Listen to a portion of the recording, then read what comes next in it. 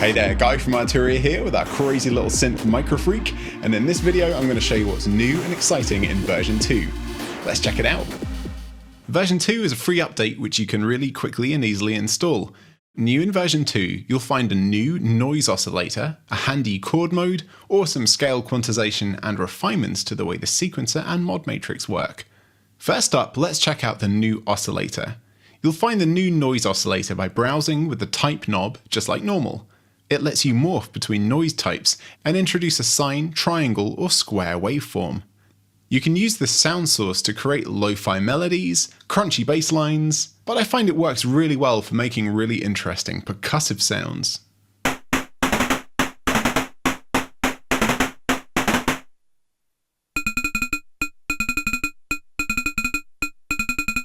Let's check out the parameters of the noise oscillator. The wave knob lets you select 4 different types of noise. At the minimum value, it will produce a particle, crackle type sound. The closer we get to 50, the more pure white noise we get. As we move from 50 to 70, we get a sort of synth cymbal noise. And as we go to the max value, we move into a more 808 cowbell square noise sound.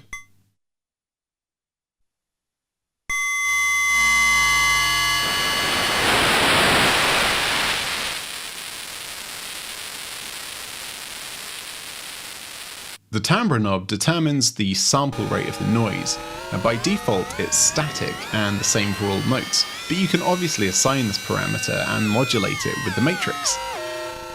The timbre knob also controls the pitch of the metallic noise. Its range goes from -4 octaves at 0 up to +4 octaves at the maximum value. The last knob, which is called shape, does 2 things at once. First, it selects the oscillator waveform, and secondly, it will set the mix balance between the noise and oscillator volume. The volume crossfading stops when you hit 50, and then the volume of both parts stays the same until you hit the max value. The oscillator waveform is a sine from 0 to 50, and then morphs into a triangle and square between 50 and 100. To access the chord mode, simply hold the paraphonic button while pressing up to 4 notes on the keyboard. You can now play whatever chord shape you just programmed in on any note you like, with just 1 finger. The paraphonic button will blink to indicate that the mode is active. You can do this again to set a new chord shape, but if you want to turn it off, just hit the paraphonic button again. Each time you do this, the chord shape is reset, so the button then functions as normal. You can easily use the chord mode with the arpeggiator at the same time to make your sequences even more interesting.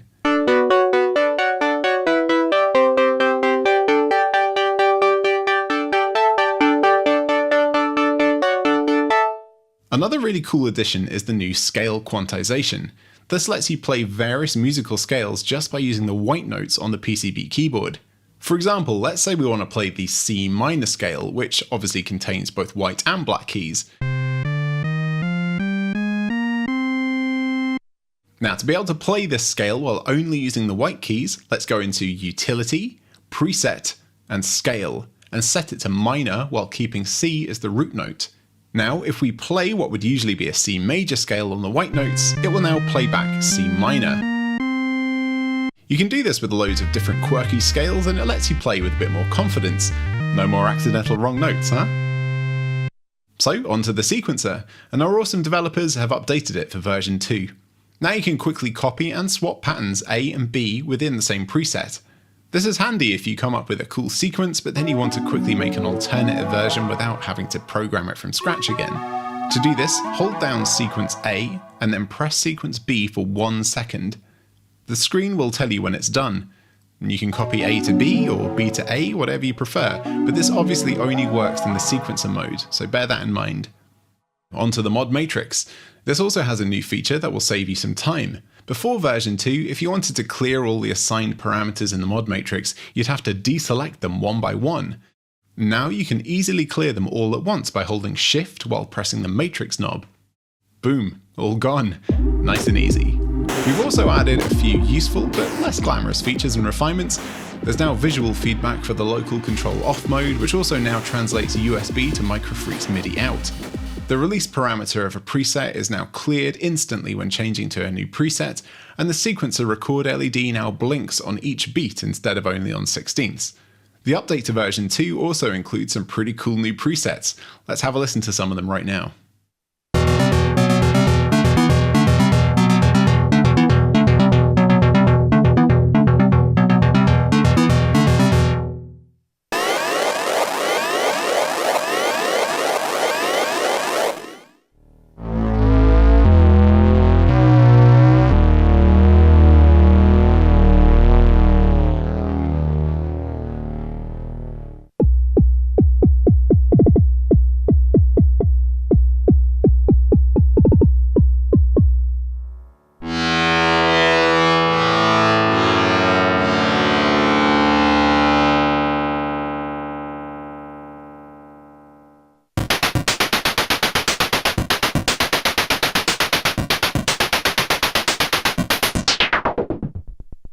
Okay, that's it. Thank you so much for watching. Now go update your MicroFreak. And if you don't have one yet, there has never been a better time. Now leave a comment and make sure to subscribe so you don't miss our future videos. And I'll see you then. Bye.